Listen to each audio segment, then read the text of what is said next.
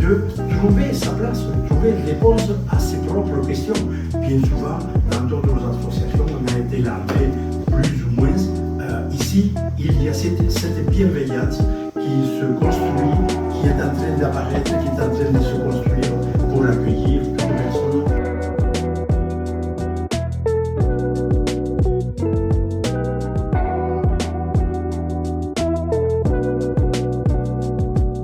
Et donc là, ils ont un camion qui vient pour tout ce qui est dépistage des complications du diabète. Et donc quand ils viennent,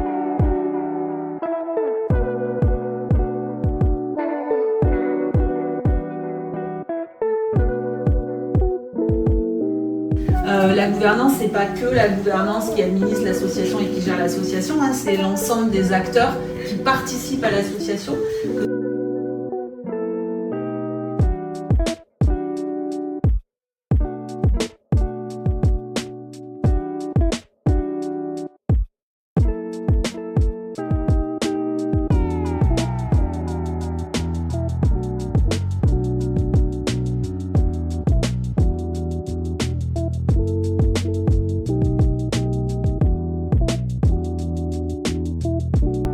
C'est avec un très grand plaisir que nous vous accueillons ici dans ces nouveaux locaux de l'AFD Occitanie, 176 avenue Jarry.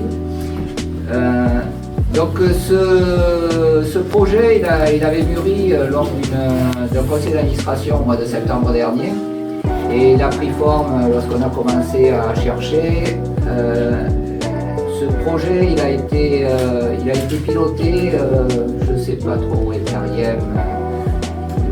Va être derrière, donc notre coordinatrice administrative, copilotée donc avec notre Chantal trésorière, elle est là-bas.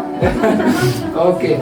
Et de Dex, voilà. Et il y a même de la famille de Claude très proche qui a participé, vraiment pour trouver les locaux.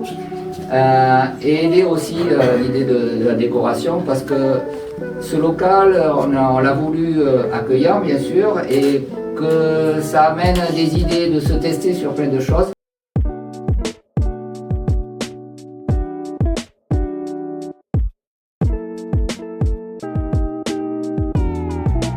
Au niveau de la Fédération française des diabétiques, je suis le vice-président en charge de l'animation du réseau. C'est-à-dire que je me déplace régulièrement dans les associations locales, fédérées, pour la gestion des problèmes quotidiens, pour la gestion de gouvernance, pour la gestion de succession, ou pour la gestion de conflits ou d'autres choses, pour aider aussi les associations dans leur mission principale. Vous les connaissez, hein, informer, accompagner, défendre.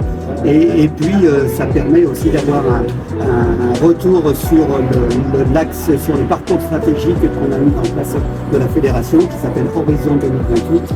Avec des axes stratégiques qui sont bien spécifiques et qui sont vraiment tournés pour les associations, notamment dans l'accompagnement, dans les relations publiques, dans la reconnaissance du diabète au niveau national au travers de notre structure Diabète Lab, dans les constructions de kits comme des kits de formation, etc.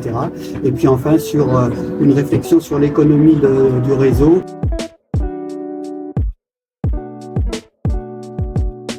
Votre association est quand même un exemple, hein, puisque c'est une des rares associations régionales, centralisées, avec des délégués territoriaux, avec une structure bien définie.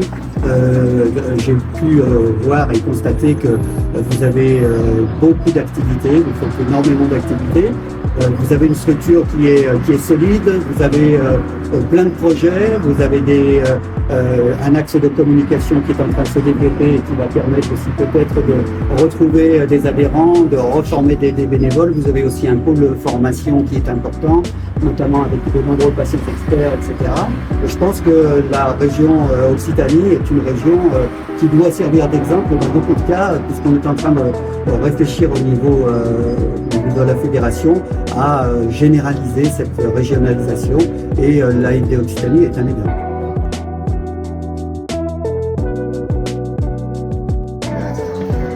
Tout ça est intégré, je le rajoute dans les minima sociaux, c'est la première chose que voilà. Et la deuxième chose surtout que je voudrais préciser, je pense que Bernard en a parlé au tout début, c'est que après le mot diabète, moi je voudrais voir l'AFD Occitanie.